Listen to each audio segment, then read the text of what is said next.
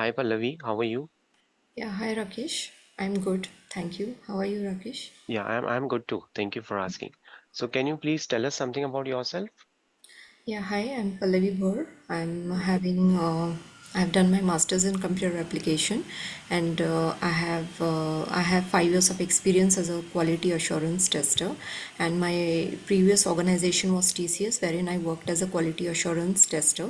And over there, my roles and responsibilities were to go through the requirement analysis documents, designing the test cases, executing the test cases, raising the bugs using the Jira tool for raising the bugs, then tracking the bugs, and I was a part of the. We followed the agile methodology, wherein we had the sprint of 14 days, and we I was a part of the retrospective meetings and brainstorming meetings, daily stand-up calls, and yeah, that's it. Thank you. Mm-hmm. Okay. So let's say I have few of the business requirement documents. So can you tell me what process do you follow in analyzing those business requirement documents and to translate them to test scenarios and test cases? Uh, Mm, okay. Basically, we'll follow the software testing life cycle, wherein we'll do the test case designing, mm, wherein we will uh, we'll try to find out by applying the boundary value analysis, equivalent partitioning, making use of the decision tables, mm, and mm, uh, yeah, so that we'll get to know the number of test cases mm, from the equivalent partitioning and boundary value analysis. mm, And then once we get the test cases and the test scenarios, and yeah, I mean, mhm, by using this test planning during the test case designing, we will I will try to find out the test cases and test mhm. scenarios. Okay, okay, great, great. So whenever you get this question, what you have to answer is you would be getting the BRD and you will be going through those requirements. If you are not clear with what are the requirements from the client side or from the stakeholder side, then what you can do is you can put down those as a part of comments itself. If you're using Jira or you're using any other tool in which you are getting those user stories or requirements, so you can put down those as a part of comments. Then Okay. you would be connecting with the business analyst during the requirement grooming meeting and you can Okay. get your doubts clarified. Okay, that these particular things are the expectations from that particular user story. If you are clear, and if you're not clear, so if you are clear, then you will start writing the test cases. If Okay. you're not clear, then you have to approach the business analyst. Okay. Now, if you are clear, then you will be going with the test case design, and then what you will do is you will be using the test case design techniques like boundary value analysis is there, equivalence partitioning is there, error guessing is there. These Okay. kind of techniques you will be using to Okay. design those test cases. Then you will ensure that you have got 100% of test case coverage. What is 100%? That means whatever requirements have been mentioned in those documents, same to on the same lines, you have all those things covered via your test cases. Okay. So Okay. those that kind of approach, again, you will be covering the positive as well as negative, happy path as well as negative test Okay. cases scenarios Yes. also in Yes. your Okay. testing or in your test cases. Okay. Now, how will you deal with the production related issues which are coming at the client side? Basically, when there's a bug at the production, basically we'll do the analysis. That We'll try to find out. We'll try to do the analysis of the bug as to why the bug has occurred, and we'll first of all we'll add the bug into the Jira Mhm, tool, and then we'll discuss with the developers. We'll put up the mail to the mhm, stakeholders and everyone mentioning about the bug, and then we will do the root cause analysis as to uh, with the developers as to why and what's the root cause of the bug, from where it has occurred and all. And then after doing the root cause analysis and finding out all the uh, details from where the bug has arisen, so finally we'll, whatever root cause analysis document we have done, then we will send the reports, root cause analysis document to the stakeholders mentioning the details. Mm-hmm. This way we'll handle the production bug. Mm-hmm. Okay, fine. So here what you can do is, if you are getting a defect in the production environment, then first of all you will ensure that whether it's a defect or whether it's a kind of a change request that the client is seeking forward. So if it's a change request, then you will tell the client that you need to work on this particular, because it's an enhancement kind of a thing. So you'll be Okay. working in the upcoming release. Okay. And according to that, you will be setting up the priority for that particular card, or you can say the Jira ticket that has been created.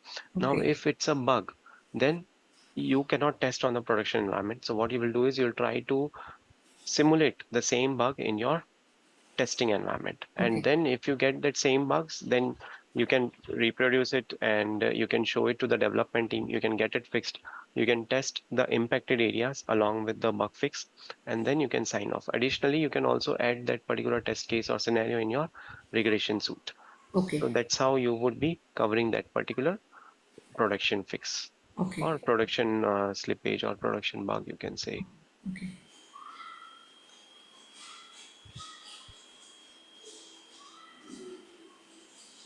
Okay. So what are your roles and responsibilities currently? What were your roles and responsibilities in your past company? Um, my roles and responsibilities were to do the uh, design the test cases and go through the requirement documents, and then discuss with the VA if the requirements are not clear. Then do the test cases execution, design the test cases, Mm, and then use the Jira tool for tracking the bugs, then raising the bugs, and mm, send out the bug tracking reports to the mm, stakeholders. And whatever daily QA process activities were being done, sending the daily things to the stakeholders. mm, And also do the if the do the smoke testing, mm. different types of testing like smoke testing, sanity testing, and regression testings. Okay. Yeah. Mm-hmm. Okay. So, when you are telling that you did the smoke testing regression, so you are a part of the manual testing team. Yes. How about the automation? Have you worked on any automation framework? Yes, I have worked on, Mm-hmm. but yeah, I have worked for a year, Mm-hmm. and we have used page object model design pattern, Mm-hmm. and using the Selenium automation tool, we had automated the web application. Mm-hmm. Okay. So, what, which CI/CD tool were you using in that automation framework? Uh, so used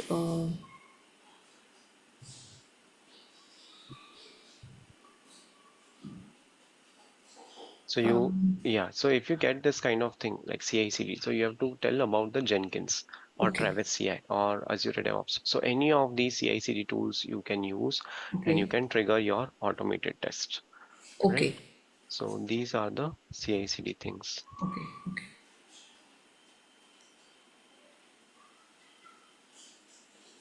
Okay. So how will you do the test estimation? Let's say if you have to test some user story. So on what particular basis you would be going for test estimation? Basically, I will, after getting the user story, I will first of all go through the user story. I will try to find out the user scenario.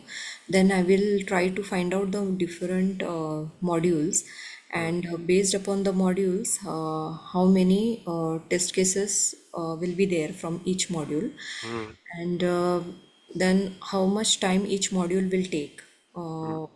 for test case preparation till execution. So in this way we can do the test estimation, like Mhm, total, like for example ABC, for the user story, ABC module are there. Then I will try to find out, for example, for module A how many man hours it will take, mhm. for module B how many man hours it will take, and C, and depending upon them we'll do the test estimation. Correct, correct. Fine. So, what do you know about Jira? Jira, it's a bug tracking tool used Mm-hmm, for tracking the bugs. We can add the bug, uh, which has we can add the bug in the Jira software, and we can assign the bugs. Sorry, we can send the reports, bug reports, and using the Jira tool. mm-hmm. Right. So Jira is a yes, you can log defects, but it is also a test case management tool. You can write the test cases in the Jira itself.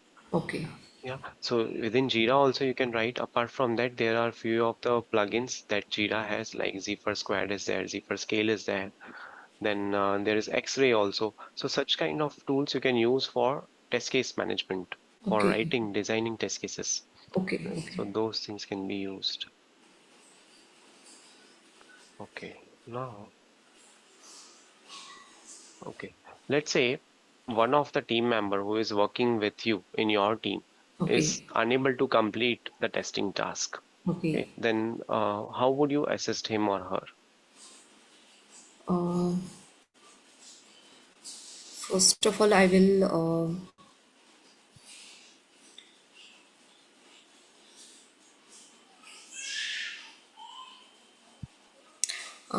inform. First of all, I will try to inform my team lead about my task and my pending.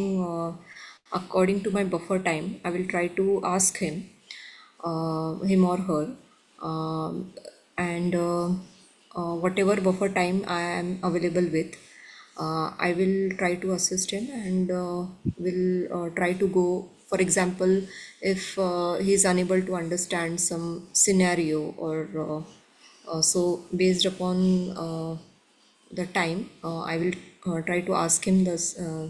I will try to explain him the things, like the test scenario and all. I mean, basically, I will try to manage the time.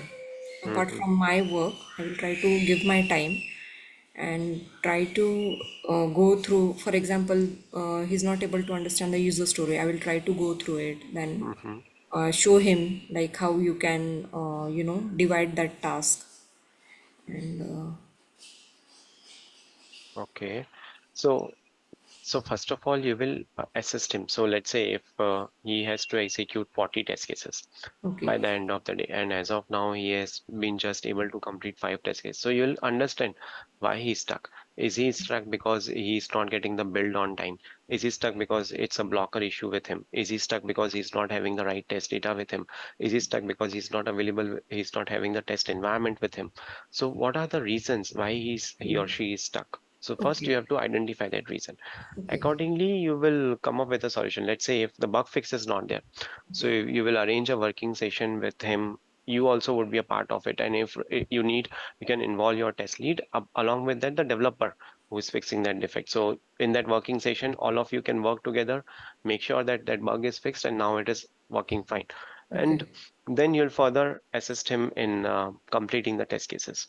okay, okay, Then another thing is if the test environment itself is not available. So you might be approaching the IT team, or you might be approaching your test lead that why that environment is down today. Are you having some issues with respect to the networking, or is that the issue only in your project, or it is there in other projects as well, which are running okay, in your company? So okay, those kind of things you will understand, and then you will assist them. If let's say his pain point is just the execution of test cases, like everything is available with him. But as of now, just the test cases are to be taken care. Then you'll take few of the test cases, you'll run them, you'll execute them, and you'll assist him with the test results, right? So that's how Okay, you can do, fine. right? So how many test cases do you write every day? Um, yeah, some depending upon the complexity of the test cases, like Hmm. if it is complex, then five or six Hmm. test cases. So it all depends upon how complex it is. If it's not that complex, then 50 or 60 in a day. Hmm. Hmm.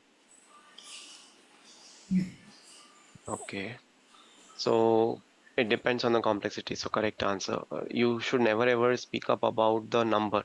Let's say if the interviewer is asking you the question, how many test cases do you write every day? So don't tell 10, 20.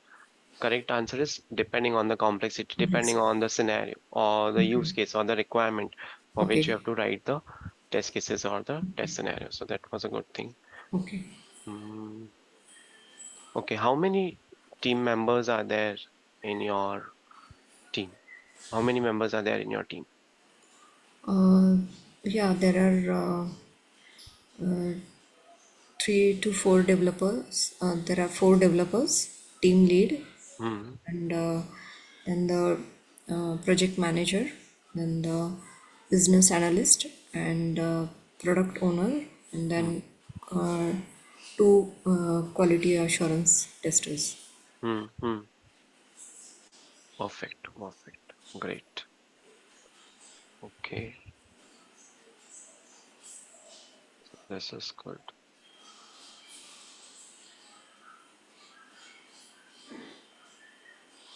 Okay. So, what do you know about BDD framework? It's a behavioral driven framework, Mm-hmm. and I Mm-hmm. haven't read about it actually. Okay. Go Okay. through it. No problem. Mm. Yeah. No problem. So, which are the API methods that you are aware about? I'm aware of get request, post request. Mm-hmm. So, what does get to? What does post to? Basically, whenever we want to get whenever we want to get any response from the server, we Mm, try to use the get method for getting the response from the server. mm. And yeah, Okay. And what about post? post is like whenever we are trying to send some uh, uh, details to the server, that time we make use of the post request. Mm. Okay. If it, yeah, Yeah, yeah. Please go ahead. Any other method that you are able to recall? uh, request response get post. No, that's it. Mm-hmm. Okay. So these are the methods that you can tell. What Okay, is get? So it will read. So generally these are the methods. Get, post, put, okay, patch is there, delete is there, right? So get, you are trying to read. You want to read the value. That is the get. What is okay, post? You are trying to create something, okay, right? So that is use. If you want to perform create. So these are all crude operations. Create, rename, update, delete, right? okay, So if you want to create some resource, then you'll go for post. Like okay, example, creating a user in a website. So you'll go for okay, post API, post method. right, okay, Put is to update. Let's say you have to update the first name from Pallavi to some similar name. Then you'll go okay, for update. okay, Put. okay, Patch is for partial updation. okay, Delete is for deleting that particular thing, right? So these okay, are the methods, API methods. okay, okay. Okay. Now, which are the various status codes that you are aware about? Uh, 200, Hmm. 404, Hmm.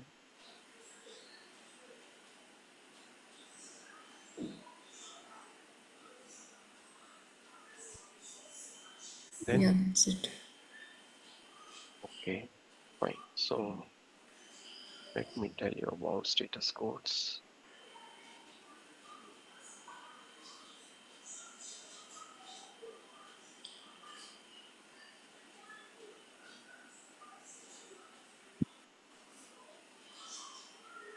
Yeah, is my screen visible? No, Not yet. no, not yet. Try again. Yes. Yeah, now is it visible? Yeah, yeah. Yeah, so these are all the status codes, and this and the previous API question that I asked, that is a Okay. must. These Okay. questions will be asked to you for sure. Okay. So these are the status codes. One, you have one XX, then you have Okay. two XX. So what does one XX mean? So 100, 101, 102, like Okay. these kind of. Then two XX. So that is 202, 200, 201. It is Okay. two XX is signifying success. Okay. One XX is signifying informational code. Okay. When you say 3xx, it is in signifying the redirectional thing, right? Okay. 300 is there, Okay. 301. But Okay. important is you need to have understanding of 2xx, 4xx. So when you have 400, it's a bad request. When you Okay. get unauthorized, it's 401, right? Let's Okay. say you are Okay. trying to access some particular website, but Okay. your user is not authorized to access that Authorized. website. So you'll Okay. get 401. 20. Okay. Okay. Okay. Then 403 is forbidden. Okay. Okay. Okay, so these are four XX errors. Okay. Then you Okay. have five XX as well. So 500 is their internal server error you get, right? Okay. 502 is bad gateway. 503 is service unavailable. So these kind of status codes you would be getting. Okay, so Okay. again, you don't need to remember all these status codes. It's just that clarity should be there. What does these status codes mean, right? Basically, the Mhm. 1xx, 2xx. So I just go through each of them like 2, 3 or So, yeah, so two, three. So these are important. See, when I say 200 and 201, 202, those are created, accepted, those kind of things, right? So those are important. So let me show you. See, these status codes are important. 200, 201, 202. Then this 400, 401, 404. Then 500, 501, 502. So these particular status codes, they might ask you, what does 401 mean? What does 404 mean? What does 403 mean? What does 500 mean? So you don't need to learn all okay. these status codes, but just have an idea of these basic things. Okay. Is it clear? Yeah. Yeah. Okay, great. Now, can you tell me which are the agile ceremonies that you are a part of? Agile ceremonies. Just a minute, Rakesh. Yeah, yeah, sure, sure. No worries. Sorry for the interruption. Yeah, no worries, no worries. That's totally fine. So, can you tell me about the agile ceremonies that you are a part of? Uh, yeah, daily stand-up calls Mm, and brainstorming sessions mm, and retrospective meetings and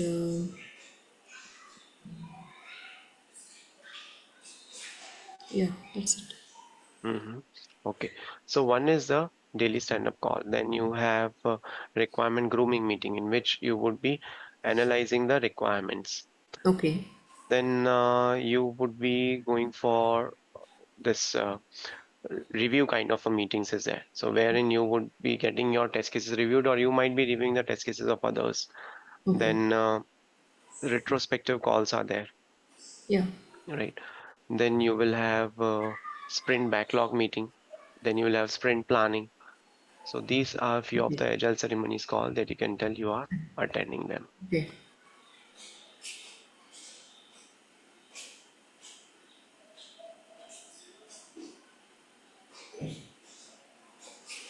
Okay. What is the difference between agile and scrum?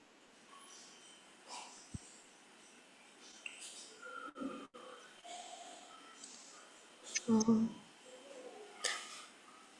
I'm aware of Agile, but I'm not aware of Mhm. Scrum. Okay, so what is agile?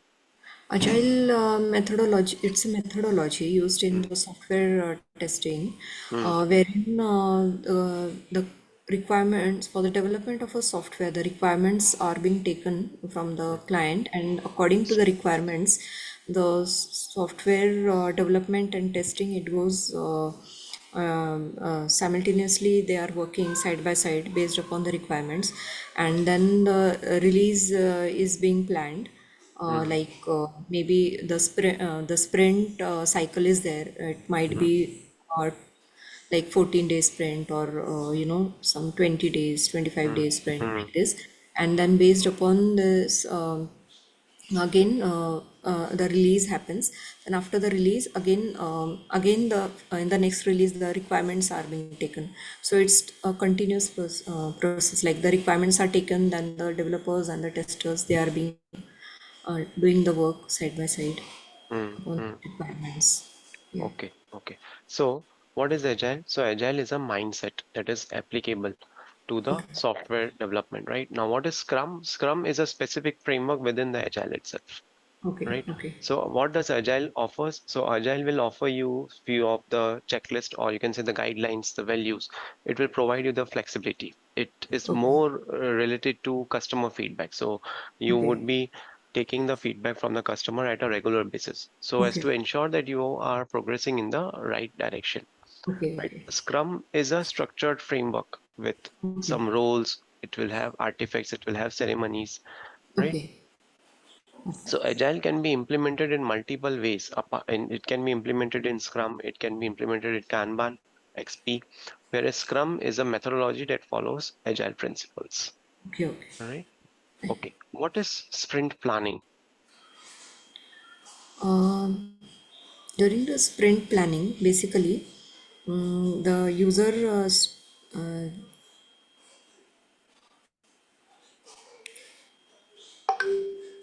Mm-hmm. the user stories are being assigned to the respective developers and the testers. And then after assigning the user stories, then um,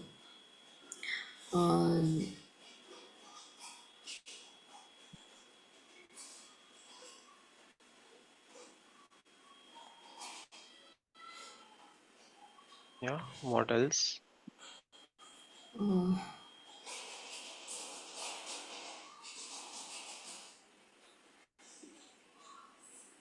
the test Mm. the test planning, the test case designing, and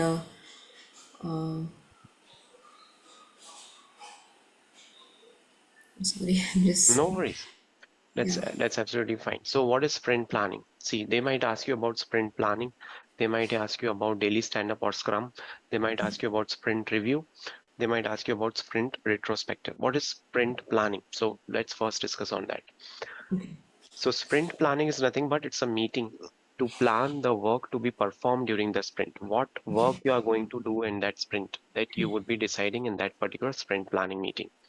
Then you have daily stand up or scrum. So it's a short daily meeting wherein the team members will be discussing the progress and if they have any Okay. impediments, if they have any challenges that they will be thinking. Then you have sprint review. So what is sprint review? So as the name itself suggests, review. So it's a kind of a meeting at the end of the sprint to inspect, to validate, to check the progress or the increment of the sprint. Increment It is sprint. Okay. proper or not, right? Okay. Sprint retrospective. So it's a meeting after the sprint review. So it will, you'll be discussing what went well, what did not went well, Okay. what could have been corrected, some kind of Okay. suggestions that you would ensure to follow in the future and not to repeat the Okay. same mistakes. So those Okay. are sprint retrospective meeting. Okay. Yeah. Okay then, Pallavi, I am done with the interview. Do you have any questions for me? Um, yeah, Rakesh. Mm-hmm. Yeah, let me